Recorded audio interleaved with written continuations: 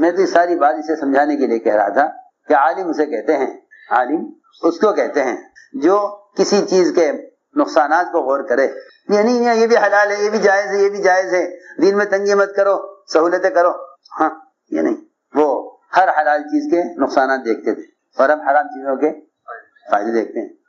جو فائدے دیکھیں گے وہ تعویلیں کریں گے حرام کو حلال کرنے کی، جو نقصان دیکھیں گے تو کوشش کریں گے۔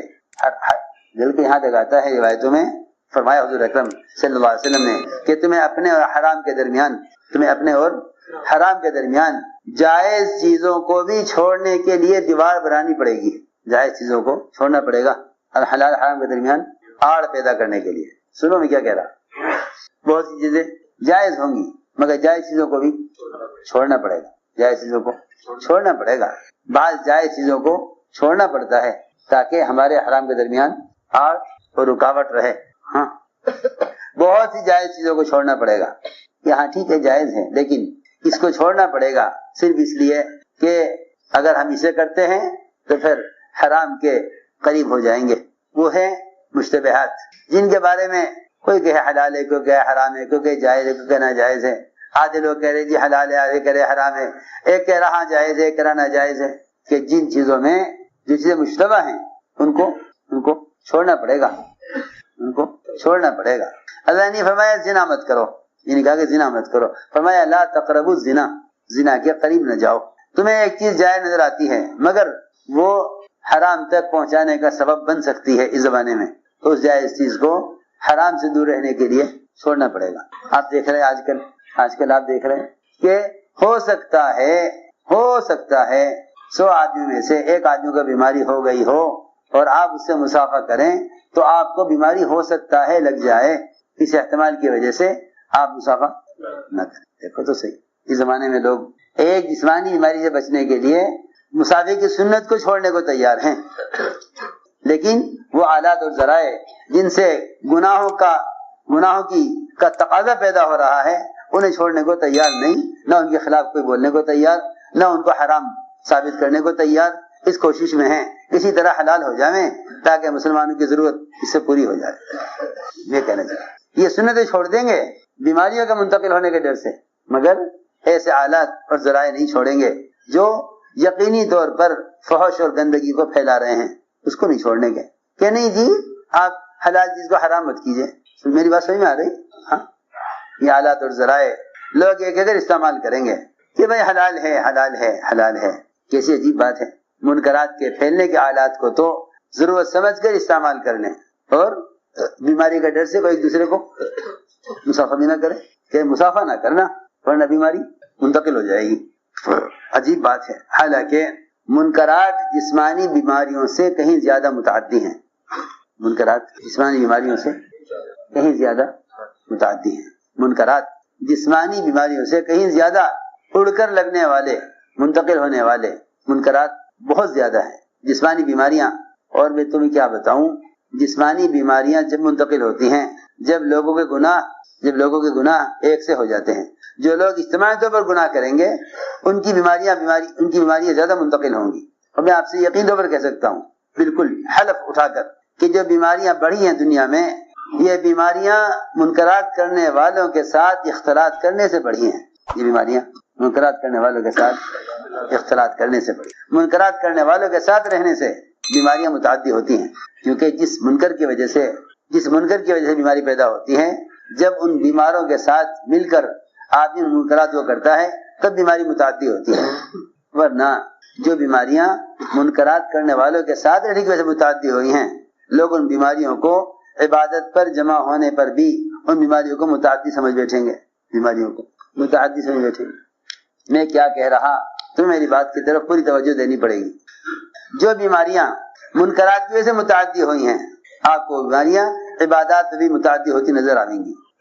اس لیے میں نے عرض کیا کہ سب سے زیادہ بیماریوں کا تعدیہ منکرات سے ہوتا ہے، یعنی بیماری سے بیماری جو پھیلتی ہے وہ منکرات سے۔ دیکھو جانوروں میں سب سے زیادہ بیماری پھیلتی ہے، جانوروں میں سب سے زیادہ بیماری پھیلتی ہے۔ آپ جانتے ہیں کئی مرتبہ یہاں ایسے حالات آئے کہ مرغوں میں بیماری پھیل گئی، ہزاروں لاکھوں مرغے ختم کر دیے گئے، استعمال نہیں کیے گئے، بیماری پھیل رہی ہے۔ کیونکہ جانور گندگی میں رہتا ہے، اس لیے اس سے بیماری کا پھیلنا زیادہ تیز اور جلدی ہوتا ہے۔ ایسے ہی اگر مسلمان منکرات کا عادی ہو جائے تو پھر ان سے بیماریاں جلدی منتقل ہوتی ہیں، ان سے بیماری جلدی منتقل ہوتی ہے۔ اگر مسلمان پاکی اور صفائی اور عبادت پر مجتمع ہے تو پھر بیماری کا اڑ کر لگنا یا بیماری کا منتقل ہونا ممکن نہیں ہوتا، کیونکہ عبادات بیماریوں کو ختم کرنے کا ذریعہ ہے، نہ کہ بیماریوں کو منتقل کرنے کا۔ یہ اس زمانے کا ذرا بس کیا عرض کروں، صحیح سوچ نہیں ہے یہ کہ عبادات پر جمع نہ ہونا ورنہ بیماری بڑھ جائے گی۔ یہ بس کیا بتاؤں، مجبوراً کہہ دینا پڑتا ہے، ورنہ مومن کا عقیدہ اور یقین یہ ہے کہ عبادات فرشتوں کے نزول کا سبب ہے، اور فرشتوں کے نزول سے رحمتیں آئیں گی، بیماریاں نہیں آئیں گی۔ عبادات فرشتوں کے نزول کا سبب ہے، تعلیم کا حلقہ فرشتوں کے نزول کا عمل ہے۔ جتنا فرشتوں کا نزول زیادہ ہوگا اور فرشتوں کے نزول کے اعمال زیادہ کیا کرے گی امت، اتنی ہی سکون اور راحت اور صحت اور اللہ کی طرف سے رحمتوں کا نزول زیادہ ہوگا۔ ملائکہ رحمت والی مخلوق ہیں، ان کے نزول کے اعمال پر جمع ہونا بیماریوں کے تعدیے کو، بیماری کا منتقل ہونے کو روکے گا۔ میں کیسے سمجھاؤں؟ میں تو ساری بات اس پر کر رہا تھا کہ عمر رضی اللہ تعالیٰ جیسا عالم وہ حرام کو حلال کو حرام کرنے کی کوشش میں، ایسا علم حضرت عمر کا روایت کہ اگر ساری دنیا کے علماء کا علم ایک پلڑے میں رکھ دیا جائے اور تنہا عمر کا علم ترازو کے ایک پلڑے میں رکھا جائے، تنہا عمر کا، تو عمر کا علم ساری دنیا کے علماء سے زیادہ ہے۔ عمر کا علم ساری دنیا کے علماء سے۔ ایسے عالم کو خیال ہوا کہ قرآن بھی پڑھ لیا، حدیثیں بھی سمجھ لی، اللہ کے نبی صلی اللہ علیہ وسلم کی منشا کو سب زیادہ پہچاننے والے عمر، یہ خیال آیا کہ چلو توریت پڑھ کے دیکھیں اس میں کیا ہے، کیا پڑھیں۔ علم ہے اور ہمارا اس پر ایمان ہے، آسمانی کتاب ہے، اس پر ایمان لانا فرض ہے۔ جی ہاں، ایمان لانا اس پر فرض ہے، اور وہ بھی حضرت عمر نے عمل کرنے کے لیے نہیں، صرف معلومات حاصل کرنے کے لیے کہ دیکھو تو صحیح کہ حضرت موسیٰ علیہ السلام پر اللہ نے کیا علم نازل کیا تھا، صرف معلومات کے لیے، عمل کرنے کے لیے نہیں، صرف سیکھ لیا۔ چند اور آپ مل گئے یہود سے، انہیں پڑھا، اس کے کاغذ لپیٹ کر ہاتھ میں لیے ہوئے آپ کے سامنے آئے، فرمایا عمر یہ کیا ہے؟ عرض کیا گیا رسول اللہ میرا دل چاہا کہ اپنی معلومات میں اضافہ کرنے کے لیے اور یہ جاننے کے لیے کہ موسیٰ علیہ السلام پر کو اللہ نے کیا احکام دیے تھے، میرا دل چاہا کہ اپنے علم میں اضافہ کروں کہ توریت ہے یہ، بس اتنا سننا تھا۔ حضور اکرم صلی اللہ علیہ وسلم سیدھے منبر پر پہنچ گئے اور آپ کو اتنا غصے میں تھے، آپ کا چہرہ غصے میں سرخ تھا اور آپ کی کیفیت بدل گئی، اور اتنا غصہ آپ کو تھا کہ انصار میں اعلان ہو گیا کہ سب تلواریں لے چلو، سب تلواریں۔ بڑی بات پیش آ گئی، کسی نے اللہ کے نبی کو سخت تکلیف پہنچائی ہے، سخت تکلیف پہنچائی ہے کسی نے، جلدی تلواریں لے چلو۔ انصار میں اعلان ہو گیا السلاح السلاح السلاح السلاح، اعلان ہو گیا، سب تلواریں لے کر ساری مسجد بھر گئی انصار سے۔ ادھر حضرت عمر، ادھر حضور منبر پر آپ فرمایا کہ اگر آج موسیٰ علیہ السلام زندہ ہو کر آ جائیں، ان کے لیے کوئی نجات کا راستہ نہیں سوائے میرے طریقے کے، اور اگر تم نے موسیٰ علیہ السلام کے طریقے پر عمل کیا تم گمراہ ہو جاؤ گے۔ سارا غصہ کس پر تھا؟ حضرت عمر۔ حالانکہ حضرت عمر کا ارادہ عمل کرنے کا نہیں تھا اس پر، حالانکہ حضرت عمر سارے علم حاصل کر چکے ہیں، قرآن کا، حدیث کا، سنت کا، لیکن صرف معلومات حاصل کرنے کے لیے توریت پڑھنے پر اتنا غصہ آیا آپ کو۔ تو میں نے عرض کیا کہ پھر اس زمانے میں مسلمان قرآن، حدیث، فقہ اس سب کو چھوڑ کر مسائل نہ سیکھ کر یوں سمجھے کہ بھئی ٹھیک ہے یہ عالم ہے، انہوں نے علم حاصل کر لیا، میں ڈاکٹر ہوں، میں نے ڈاکٹری کا علم حاصل کر لیا۔ تو بتاؤ جب عمر جیسا عالم توریت پڑھ کر جو علم تھا، پھر اللہ کے نبی کا اتنا غصہ ان پر، تو اگر ہم دنیا کے فنون سیکھ لیں، علم حاصل نہ کریں تو اللہ کے نبی کو کتنا غصہ آئے گا ہم پر، ذرا اس کا اندازہ کرو۔ میں اس لائق میں ایک جہالت یہ پیدا ہو گئی کہ بھئی جو آدمی جو کچھ سیکھ رہا ہے بس وہ علم حاصل کا، ایسا نہیں ہے، ایسا نہیں ہے۔ اس لیے میرے دوستو عزیزوں، ہم نے دو باتیں عرض کی ہیں آج، ایک ایمان، دوسرے علم۔ علم کا بھی اخلاص چاہیے کہ علم کا اخلاص یہ ہے کہ اللہ کا خوف دل میں پیدا کرے، دل میں اللہ کا خوف پیدا کرے، دل میں اللہ کا خوف پیدا کرے۔ اللہ نے صاف فرما دیا قرآن میں، علماء تو صرف وہی ہیں، علماء تو صرف وہی ہیں جن کے دل میں اللہ کا خوف ہے، جن کے دلوں میں اللہ، علماء تو صرف وہی ہیں جن کے دل میں اللہ کا خوف ہے. اس لیے حضور اکرم صلی اللہ علیہ وسلم نے علماء کو حرکت پر بھی ڈالا تھا، کیونکہ اللہ کے راستے کے خروج اور نفر کا جو اصل مقصد ہے وہ علم کو امت تک پہنچانا اور امت کو جہالت سے نکالنا ہے. امت کو جہالت سے نکالنا، امت تک علم پہنچانا، یہ اصل خروج اور نفر کا اصل مقصد یہ ہے. اللہ تعالیٰ نے علم کو نقل و حرکت کے ساتھ جوڑا ہے اور علماء کو اپنا وارث فرمایا ہے کہ علماء انبیاء کے وارث ہیں. علماء انبیاء کے وارث ہیں، علماء انبیاء کے وارث ہیں. عجیب بات ہے، آپ نے علم کی مثال بادل سے دی ہے. علم کی مثال آپ نے بادل سے دی، کنویں سے نہیں. آج کل لوگ کہتے ہیں کہ بھائی ہم تو علم کا کنواں ہیں، جسے علم حاصل کرنا ہے وہ کنویں کے پاس آئے، اس لیے کہ پیاسا کنویں پر آتا ہے، کنواں پیاسے کے پاس نہیں جاتا. یہ فرضی مثال ہے، جھوٹی مثال. سچی مثال یہ نہیں ہے. یہ کیا ہے؟ جھوٹی مثال، فرضی مثال ہے. یہ سچی مثال نہیں ہے. لوگ یہ کہتے ہیں کہ بھائی ہم تو علم کا کنواں ہیں اور پیاسا کنویں پر آتا ہے، کنواں پیاسے کے پاس ہمیں تو نہیں ملی کہیں حدیث میں، کہیں آپ نے اپنے علم کی مثال کنویں سے دی ہو. ہاں یہ ملا ہے کہ آپ نے علم کی مثال بادل سے دی ہے. اللہ نے جو علم اور ہدایت دے کر مجھے بھیجا ہے اس کی مثال گھنے بادل کی طرح ہے. اور آپ جانتے ہیں کہ زمین حرکت نہیں کرتی، بادل حرکت کرتے ہیں. زمین اپنی جگہ اور بادل بھیجے جاتے ہیں زمینوں پر. اسقی حدیقۃ فلاں، جا فلاں کے باغ کو سیراب کر. آپ حدیث میں پڑھتے ہیں، فضائل میں فضائل پڑھتے ہیں نا کہ جا فلاں کے باغ کو سیراب کر. وہ بدلی چلی. سارے علماء امت کی تمام طبقات کی طرف، سارے علماء امت کے تمام طبقات کی طرف اس طرح مامور ہیں جس طرح بادلوں کو اللہ رب ہٹاتے ہیں اور حکم دیتے ہیں بنجر زمین پر جا کر برسنے کے لیے. یہ تھی بات. زمین حرکت نہیں کریں گی، بادل حرکت کریں گے. اس لیے فرمایا کہ امت کی 3 قسمیں ہیں.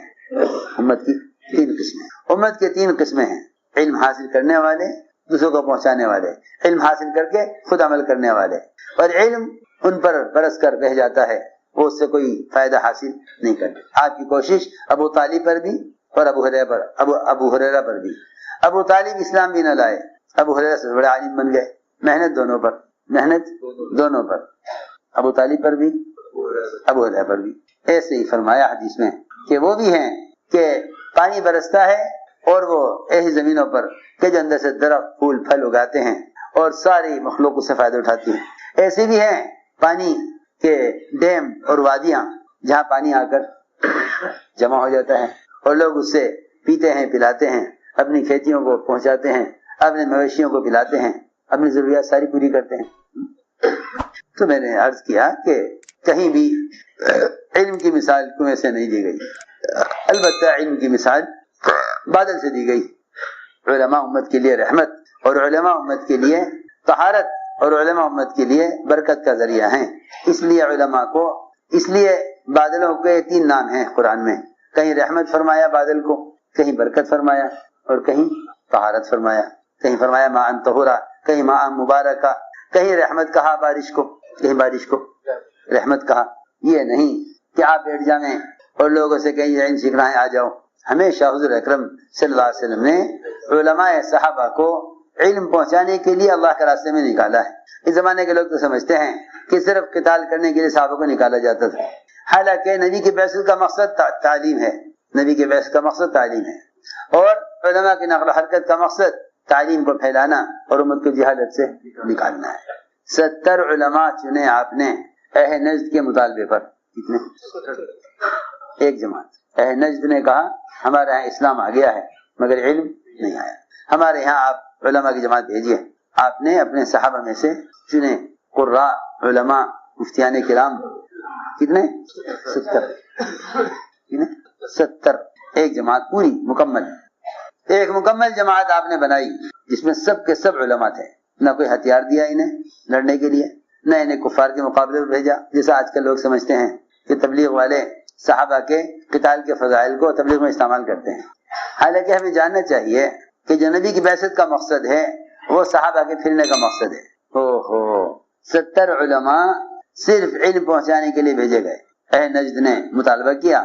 اب مجھے اطمینان نہیں اہل نجد پر، مگر کیونکہ وہ علم حاصل کرنے کے لیے ہم سے مطالبہ کر رہے ہیں تو ہمیں علماء کی جماعت بھیجنی چاہیے. علماء کی جماعت نکلے 70 صحابہ. بیر معونہ میں 70 کے 70 صحابہ کو شہید کیا گیا. اس نے کہا ہم تو لڑنے کے لیے نہیں آئے, ہتھیار ہمارے پاس نہیں, ہم تو حضور اکرم صلی اللہ علیہ وسلم کے ایک ضروری کام کے لیے جا رہے ہیں, آپ نے ہمیں اس لیے بھیجا ہے تاکہ وہاں والوں کو علم پہنچائیں. لیکن انہوں نے ایک نہ سنی بلکہ سب کو شہید کیا. اندازہ کریں آپ, 70 علماء شہید کیے گئے صرف اس لیے علم پہنچانے کے. اگر یہ نکلے ہوتے قتال کے لیے یا یہ نکلے ہوتے ہتھیار لے کر تو مقابلہ کرتے, سب نہتے. سب نے کہا ہمارے پاس تو ہتھیار بھی نہیں اور ہم لڑنے کے لیے نہیں آئے, ہم تو جا رہے ہیں رہ نجد کو علم پہنچانے کے لیے. سب کو شہید کر دیا گیا. یعنی اندازہ کریں کہ سب سے بڑی جماعت بغیر کسی غزوے کے, بغیر کسی معرکے کے, بغیر کسی میدان قتال کے قتل کی گئی ہے صرف علم پہنچانے کے لیے. میرے دوستو عزیزو, اصل بات یہ ہے کہ اس نقل و حرکت کا مقصد امت کو جہالت سے نکالنا ہے. تم علم کو لے کر پھرو, تم علم کو لے کر پھرو. جب تم امت کی جہالت کی حالت کو دیکھو گے تو تم پر علم کے مصارف کھلیں گے. مالدار اگر مال لے کر پھرے غربا میں, اس پر مال کے مصارف کھلیں گے. جی ہاں, جو مالدار فقراء کے درمیان نہیں جاتے ان پر اپنے مال کے مصارف نہیں کھلتے, ان کا مال ضائع ہوتا ہے, ان کا مال ضائع ہوتا ہے. انہیں سمجھ نہیں آتا کہاں خرچ کریں. ایک بڑا مالدار آدمی مرا ہے ایک ملک میں, بڑا مالدار آدمی, بہت بڑا مالدار, بہت مال تھا, کارخانے, فیکٹریاں, بہت کچھ تھا. اولاد کوئی ہوئی نہیں, بیوی پہلے مر گئی, اکیلے رہ گئے. سوچتا رہا مرنے کے وقت کہ اس مال کا کیا کروں, تو ساری فیکٹری, سارا مال, سب کچھ اپنے کتے کے نام کر کے گیا. کس کا نام کہ میرے ساتھ کو میرے کو ہے نہیں آگے پیچھے, انہیں کے ساتھ اسی کے ساتھ زندگی گزری ہے. ہاں, ساری جائیداد اس کے نام. سوچو تو صحیح, جب وہ مال جسے اللہ کو نفرت ہے, وہ مال جسے اللہ کو نفرت ہے, اگر مسلمان اس مال کو لے کر پھرے لوگوں میں اور مال تقسیم کرے غربا میں, تو اللہ اس کو مال اور زیادہ دے دیتے ہیں, جبکہ اللہ کو مال سے نفرت ہے. تو جو علم اللہ کی ذات سے نکل کر آیا ہے, اگر اسے پہنچائیں گے لوگوں تک تو اللہ کتنے زیادہ دیں گے. جی ہاں, لوگ تو علم کو لے کر پھرنے کو اپنی تعلیم اور علم میں حارج سمجھتے ہیں. کیا سمجھتے ہیں؟ حارج. اس سے حرج ہوگا علم کا. کیسے عجیب سوچ ہے لوگوں کی کہ اگر جماعت میں نکلو گے تو تعلیم کا نقصان ہوگا.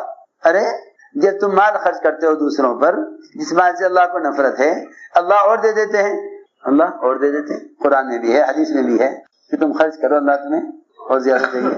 جس مال سے اللہ کو نفرت ہے, جب وہ مال بڑھ جاتا ہے دوسرے پر خرچ کرنے سے, تو جو علم اللہ کو محبوب ہے وہ کیوں نہیں بڑھے گا دوسرے پر خرچ کرنے سے. لیکن لوگ خروج کو علم حاری سمجھتے ہیں, حالانکہ اس نفر کا مقصد امت تک علم کو پہنچانا اور امت کو جہالت سے نکالنا ہے. یہ علماء کی نقل و حرکت کا اصل مقصد ہے. میں نے تمہاری بات اس پر عرض کی ہے کہ دونوں چیزیں ہیں, علم اور ایمان. ان دونوں فریض پر امت کو لانا ہے. ایک تو امت کو ایمان پر لاؤ, دوسرے امت کو علم پر لاؤ. خود بھی علم اور ایمان پر آؤ, اس لیے کہ ان دونوں کے بغیر کسی عمل کا اعتبار نہیں ہے. یہ ہے اس راستے میں نکلنے کا اصل مقصد. اللہ کے راستے کا نفر ہے ہی علم کو پہنچانے کے لیے. اللہ کے راستے کا نفر ہے ہی علم کو پہنچانے کے لیے, کیونکہ جتنے مقدر حالات ہیں عذاب کی شکل میں, وہ سارے حالات جہالت کی وجہ سے ہیں. لوگ دین سے ناواقف ہیں. امت کی جہالت کا سبب ہی یہی ہے, امت کے عذاب کا سبب ہی یہی ہے کہ امت جہالت میں پڑی ہوئی ہے. اس لیے میرے دوستو عزیزو, یہ اس نقل و حرکت کا اصل مقصد ہے. کسی بھی ذریعے سے پیغام پہنچا دینا یہ تبلیغ نہیں ہے. خود جا کر دعوت دینا, خود جا کر دعوت دینا. امر معروف نہی منکر کی فریضے کو ادا کرنے کے لیے اس طرح جسم کا استعمال اصل ہے, جس طرح نماز کے لیے بدن کا استعمال اصل ہے. جیسے نماز کے لیے بدن کا استعمال اصل ہے, اس کا کوئی بدل نہیں ہو سکتا. جیسے عبادت کے لیے بدن کا کوئی متبادل نہیں, اس طرح دعوت دینے کے لیے بھی اپنے بدن کے استعمال کا اور کوئی متبادل نہیں ہے. یہ خیال نکال دو ذہن سے کہ بھئی کسی بھی ذریعے سے دعوت دی جا سکتی ہے اور کسی بھی ذریعے سے دین کا پیغام پہنچایا جا سکتا ہے, کیونکہ مؤثر ہی نہیں ہوگا, مؤثر نہیں ہوگا. میری بات بہت توجہ چاہتی ہے. اس زمانے میں مسلمان کی ساری قوت, وقت اور اس کی جان یہ تو خرچ ہو رہی ہے مال پر, اور مال کا تھوڑا سا حصہ خرچ ہو رہا ہے دین کے شعبوں پر.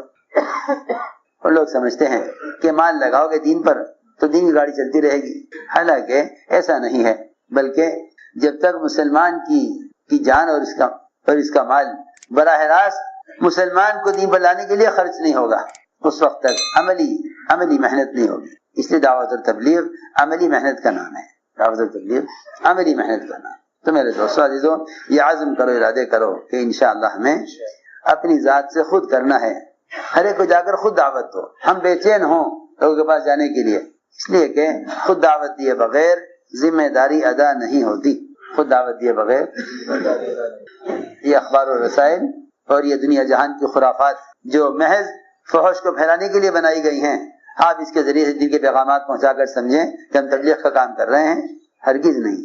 جو نماز نبی کے طریقے پر نہیں وہ نماز مردود ہے، اور جو دعوت نبی کے طریقے پر نہیں وہ دعوت بے اثر ہے۔ سیدھی بات۔ جس طرح عبادت کو سنت پر لانا عبادت کی قبولیت کے لیے شرط ہے، ایسے ہی دعوت اللہ کو صحابہ کے طریقے پر لانا یہ ذمہ داری کے ادا ہونے کے لیے شرط ہے۔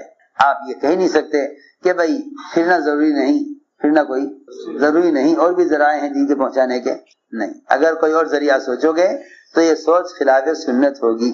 ہمیں بات سمجھ میں آ رہی؟ اگر کوئی اور ذریعہ سوچو گے دین کی باتوں کے پہنچانے کا تو یہ سوچ خلاف سنت ہوگی، اور جو عمل خلاف سنت ہے وہ اللہ کے یہاں قابل و قبول نہیں ہے۔ تو سیدھی بات ہے۔ کیا بتاؤں، رواجی چیزوں سے اتنی محبت ہو گئی کہ ان کے خلاف سننا بھی برداشت، خلاف سننا برداشت۔ جس سے اللہ مجھے معاف کرے، جتنے پڑھے لکھے لوگ ہیں نا، ان کا خیال یہ ہے کہ بھائی تبلیغ کا کوئی مخصوص متعین طریقہ نہیں ہے، جس زمانے میں جیسی بھی سہولت ہے ایسے کر لو۔ ہے تم یوں کہو نا کہ نماز کا کوئی مخصوص طریقہ نہیں، تمہیں جس طرح سہولت ہے اس طرح پڑھ لو۔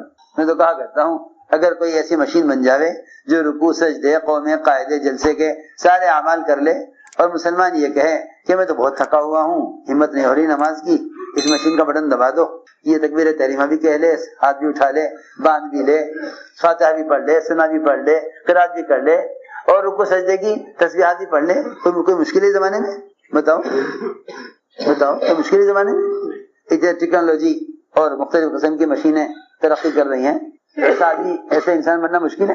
تو تمہاری نماز ادا ہو جائے گی جب تمہارے بدن کا کوئی متبادل نماز کے فریضے کا ادا کرنے کے لیے نہیں، تو دعوت کے فریضے کا ادا کرنے کے لیے خارجی چیزیں متبادل کیسے بن سکتی؟ سیدھی بات ہے۔ کسی ذریعے دین کے بات پہنچانا، گشت کے ذریعے پہنچانا، اس میں رواج اور سنت کا فرق ہے۔ کسی ذریعے سے دین کی بات پہنچانا اور گشت کے ذریعے پہنچانا، دونوں میں رواج اور سنت کا فرق ہے۔ بس یہ اتنی بات یاد رکھو، دین کی بات ہے لوگوں تک آلات کے ذریعے پہنچانا اور گشت کے ذریعے پہنچانا، ان دونوں میں رواج اور سنت کا فرق ہے۔ رواجی طریقے بے اثر ہیں، کوئی اجر بھی نہیں، کوئی اثر بھی نہیں، اور بقول حضرت کے رواجی طریقوں میں تو رواج کی ظلمتیں ہیں، اور سنت کے طریقوں میں سنت کے انوارات، سنت کے طریقوں میں سنت کے انوارات۔